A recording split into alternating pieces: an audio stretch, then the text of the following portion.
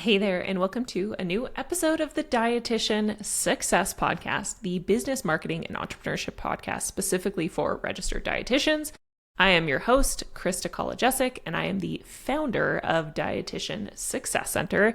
Every week, I show up and I answer 3 business questions, speak to 3 business scenarios that we have heard from dietitians in our DSC community of over 7,000 dietitians now, which is wild. Or things I've been asked in coaching sessions from people who are in the DSC entrepreneurship membership, things that have come up in our office hours every 2 weeks. I essentially just show up every 2 weeks, every week actually. No, every week. I've been doing this every week for a really long time, and just try and provide as much value as I can to help dietitians, provide them the resources that I wish I had when I started my dietitian business. So I always like to start with a little personal update. I am actually flying to Toronto this upcoming week to do a site visit for the Dietitian Success Summit, which is our in-person event happening in Toronto this September 28th to the 30th. The link for the summit can be found in the description of this episode. We are so excited to offer this event. Early bird tickets are being sold now until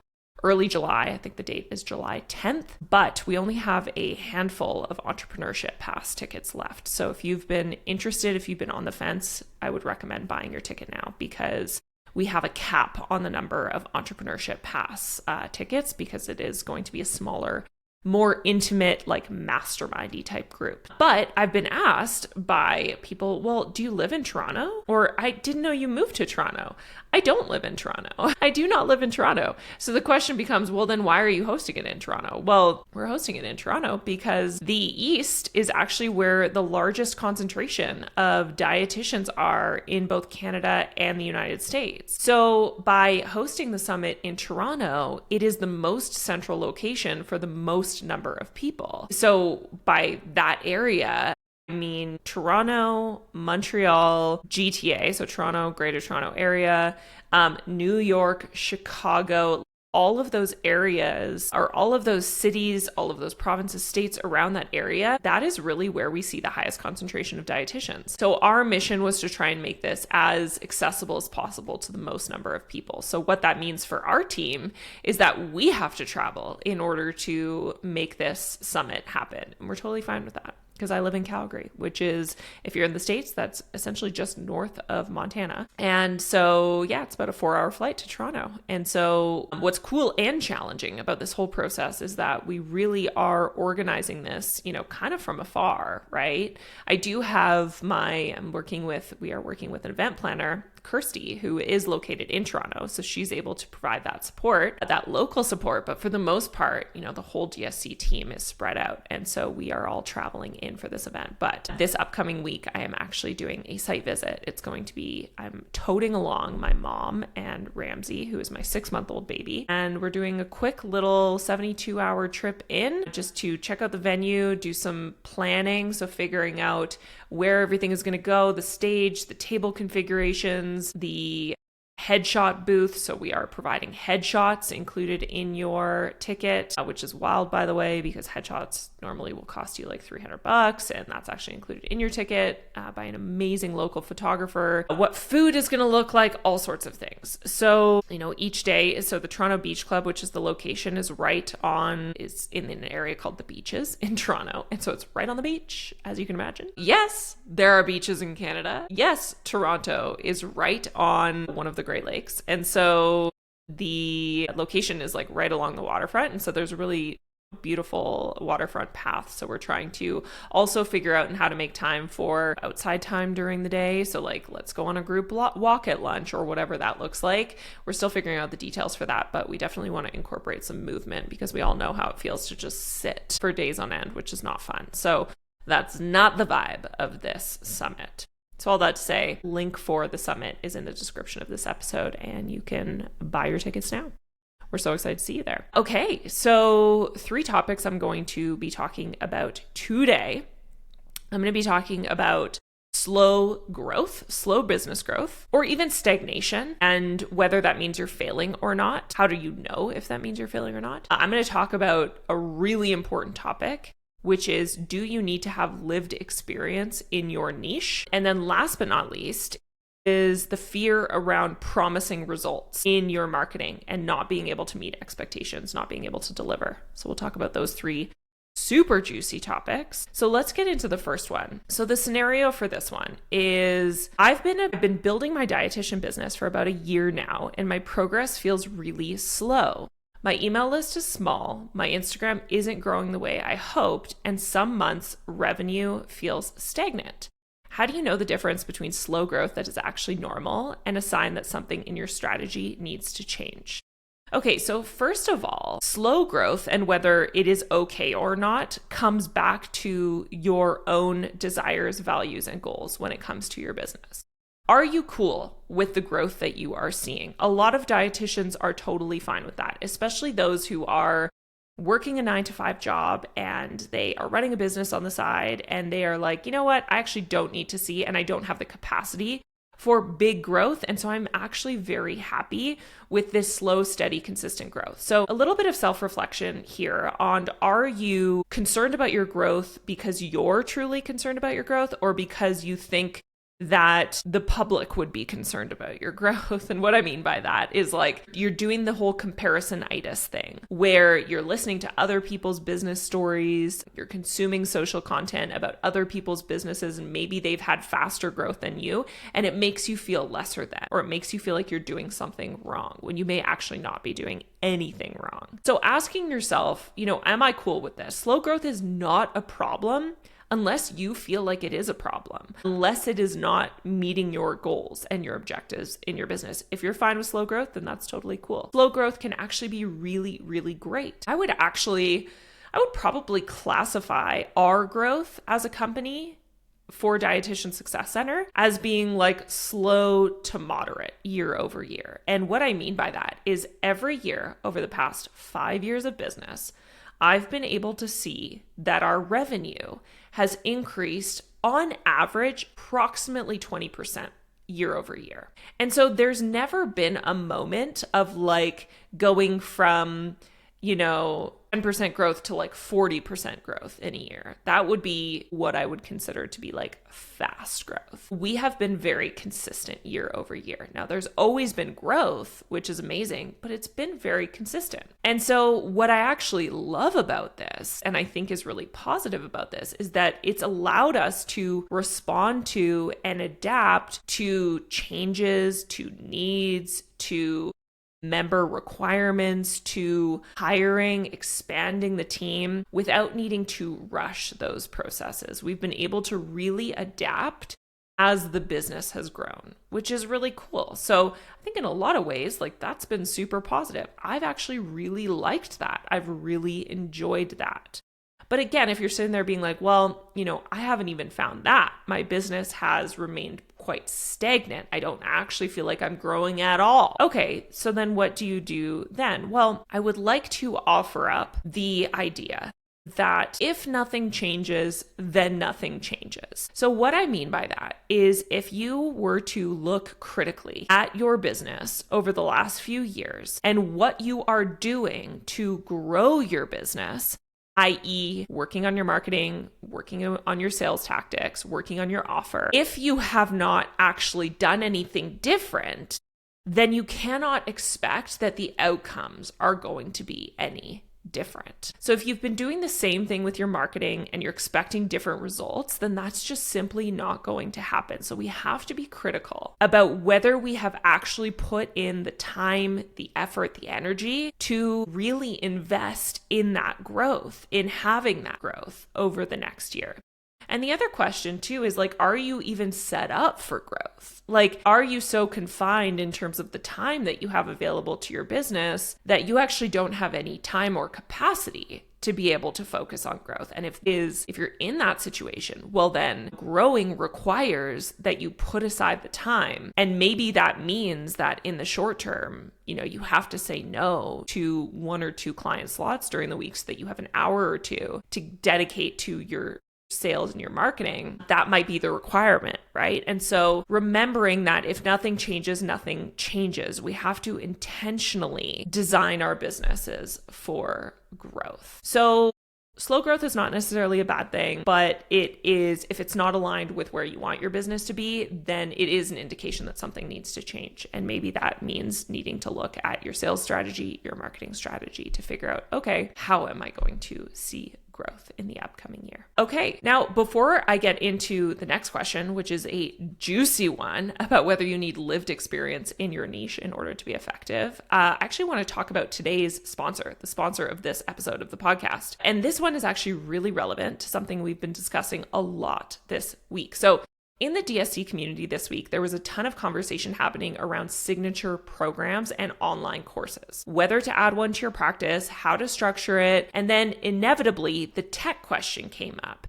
Do you need a separate online course platform, or can you just use your EMR, like Practice Better? And so the answer to that is Practice Better. So you can actually host your online course directly inside Practice Better, alongside your client records, your scheduling, your intake forms, everything. It is all in one place. And that's one of the things I love most about Practice Better as a tool for dietitians in private practice, because you don't need to pay for 5 different tools or different tech platforms. Practice Better is really built to grow with you, whether you are seeing one-on-one clients, whether you're running group programs, or whether you're selling online courses. It allows you to do all of those things under one roof, under one umbrella. So you can use the code Dietitian Success 20 at checkout to get 20% off your first 4 months on any monthly plan.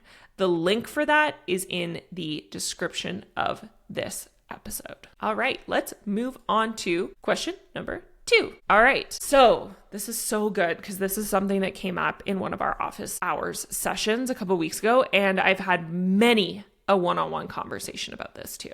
Okay, I want to build a practice working with clients around weight and obesity, but I don't have personal lived experience with it myself. I keep seeing the messaging online that you need to have been through what your clients have been through to truly serve them well. Do you actually need lived experience in your niche to be credible and effective, or is clinical expertise enough? Okay, so I want to start this section with a question to you, which is, would you ever expect a doctor to have lived experience in their specialty? Like if you were to go and see a gastroenterologist, for example, because you were just diagnosed with colitis, would you say to yourself, well, that doctor better have had colitis before? No. You would never say that. So why do we have that expectation of ourselves? Now, let me be quite clear that I think lived experience can be incredibly helpful. It can give you another lens, a unique lens. However, I truly, truly believe that you can be equally, if not more effective, even if you don't have lived experience. So let's give an example. Like, let's say that you are a practitioner who has worked in a specific discipline for a while, and now you want to branch out into private practice. The value that you bring to the table exceeds so far beyond just your own potential lived experience in that area of practice. The value that you bring to the table is having observed the lived experiences of countless other people, and you're able to aggregate all that data and give someone the recommendation that is going to work best for them. That's actually incredible. Like, that is actually incredible. You have observed the landscape, you have learned from the experiences of others, and you are like that central person who can bring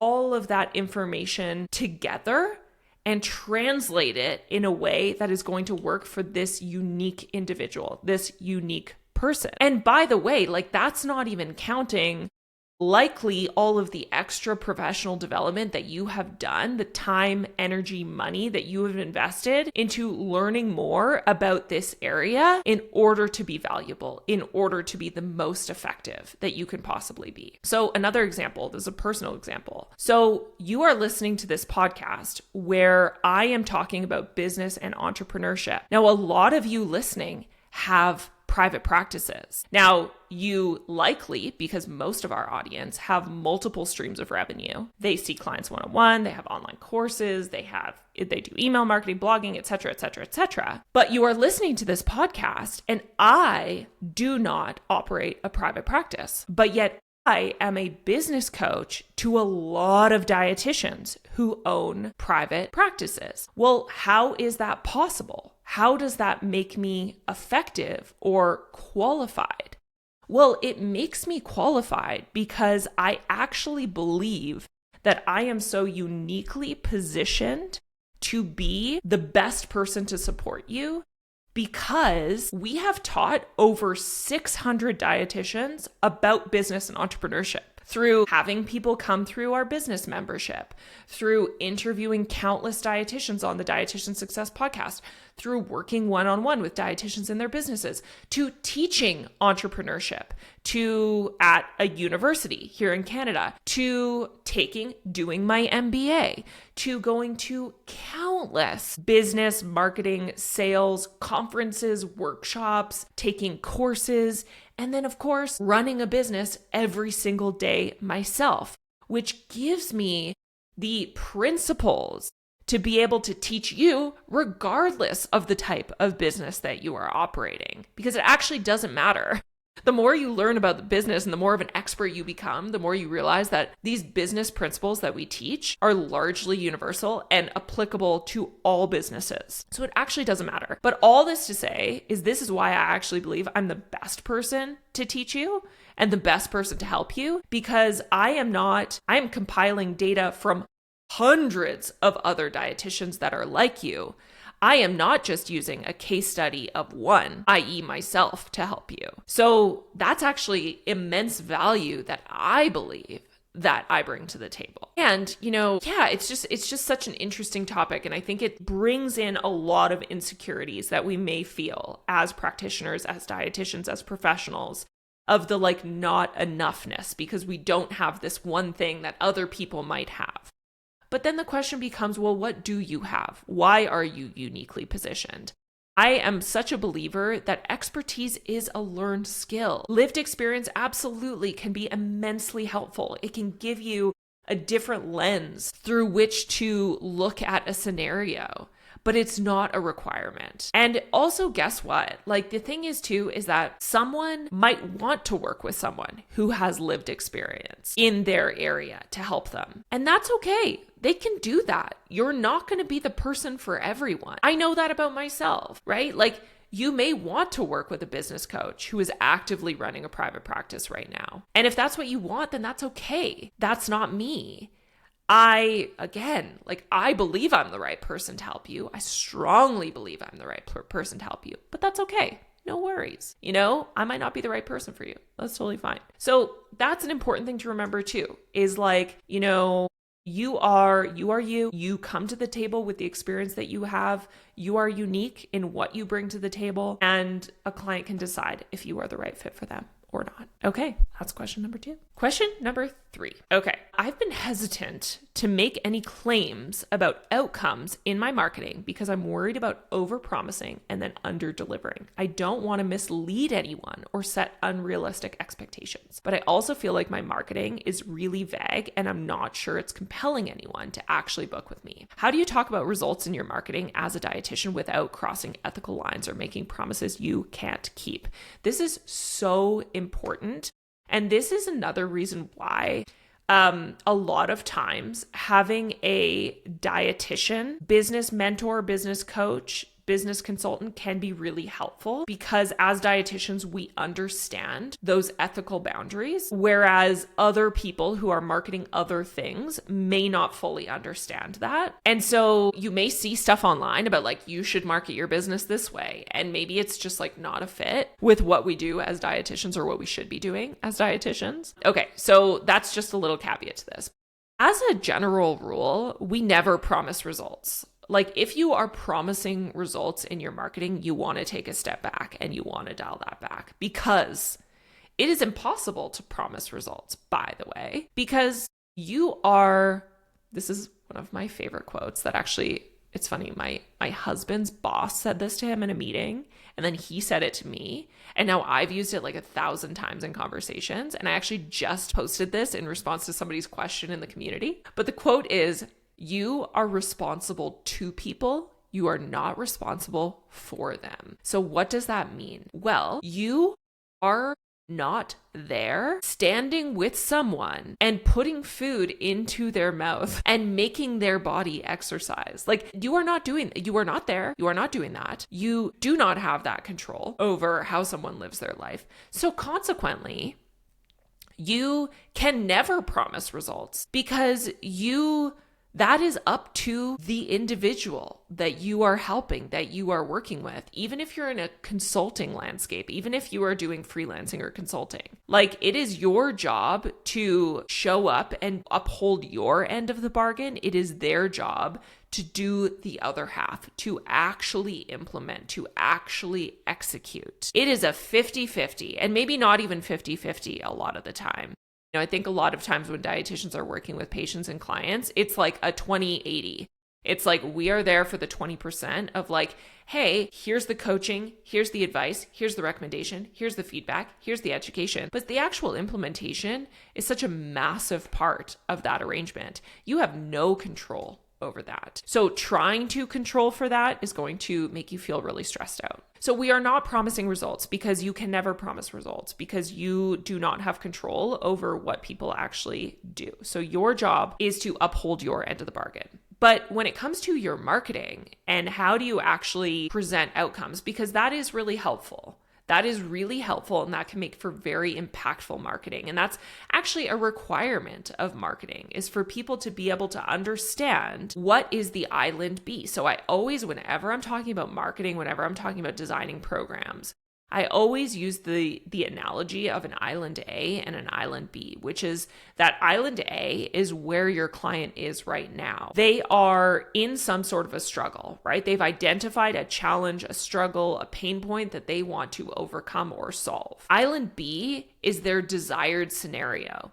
What do they want? How do they want to feel? What does that look like for them? And so our job is to paint a picture of Island B. But how do we do that in an ethical way? Well, there's lots of ways we can do that ethically. We can ensure that we are presenting Island B from a perspective of what the possibilities are, what others have accomplished, what others have achieved, what you have observed when individuals implement ABC, what your hopes are for them, what you would love for them to achieve. You can use language that lends itself to possibilities without making promises.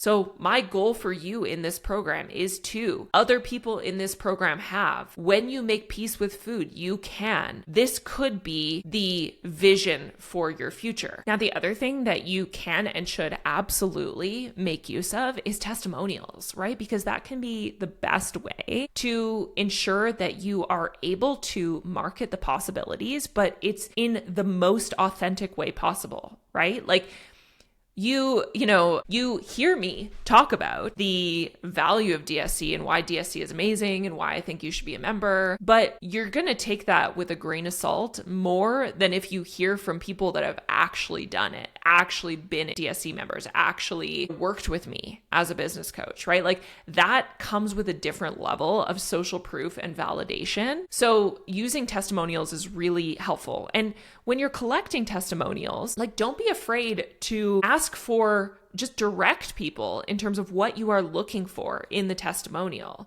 So ask them to describe their outcomes. What did they accomplish? What did they achieve? And then you can get a much richer testimonial that can speak to some of those outcomes, as opposed to, just saying, oh, working with Krista was great, ! Right? Okay. Like, that's a pretty lackluster testimonial. It doesn't really accomplish anything for you or your business. And so giving some direction in terms of what you are looking for can be really, really helpful. And, I really find that if people have had a great experience, they want to provide you with help and support in whatever way they can. So they want to provide you with a great testimonial. And so it can actually be really helpful to provide people with that direction. Now, the other thing too, that is just like a legit logistical piece is that it's also really helpful if you just make it so clear in your client agreement what your responsibilities are as the practitioner and what their responsibilities are as the client, regardless, again, of the area of practice, regardless of the type of business, like especially important if you're doing freelancing, consulting, anything, right? We want to make sure and paint the picture so somebody really understands that, like, I don't have control over what you do. So all I can do is this, but then your responsibility is that. And having some sort of a disclaimer around like, and remember, I do not promise results. Like, I am not able to promise results. I will do my absolute best for you. But again, I'm responsible to you. I'm not responsible for you. And you can obviously word that in like a really friendly, nurturing way. But I do find that that is really, really, really important and really helpful. All right. All that to say, there was the 3 questions for this week. I hope that you enjoyed this episode. If you feel so inclined, if you are willing, I would be so grateful if you would leave a rating and review on this podcast. You can do it on Apple Podcasts, you can do it on Spotify. That really helps to ensure that this podcast is shown to more people. That and actually sharing the podcast with your friends or your colleagues are really the 2 ways to be able to see podcast growth. So that would be incredibly, incredibly helpful. I would so appreciate that. All right. All that to say, I'd love to see you at the Dietitian Success Summit. Make sure and buy your tickets. The Entrepreneurship Pass are almost sold out. So we are really, really, really looking forward to seeing you in Toronto in September. Okay, have an awesome rest of your week, and I will see you in the next episode.